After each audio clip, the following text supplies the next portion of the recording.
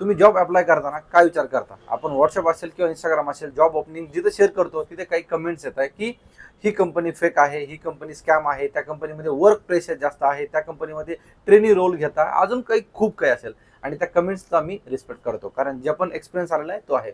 But जर तुम्ही job apply करत असाल ना, तर ह्या गोष्टी सेकंडरी पार्ट आहेत. फर्स्ट पार्ट हा आहे की तुमचा इंटरव्ह्यू शेड्यूल होतोय का, तुम्ही इंटरव्ह्यूमध्ये बोलू शकतात का, तुम्ही first round second round crack करताय का, तुम्हाला ऑफर लेटर येते का, आणि ऑफर लेटर आल्यानंतर तुम्हाला तुमच्याकडे मग तो बॉल येतो की तुम्हाला कंपनी जॉईन करायची आहे की नाही.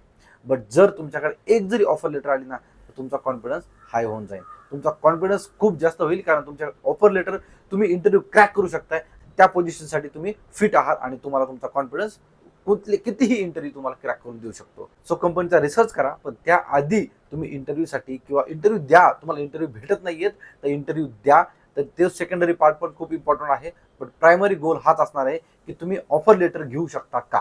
व्हिडिओ आवडला असेल तर लाईक करा, कमेंटमध्ये पण तुम्हाला जे काही डाऊट्स असेल ते सांगा, आणि फॉलो आणि सबस्क्राईब केल्याशिवाय जाऊ नका.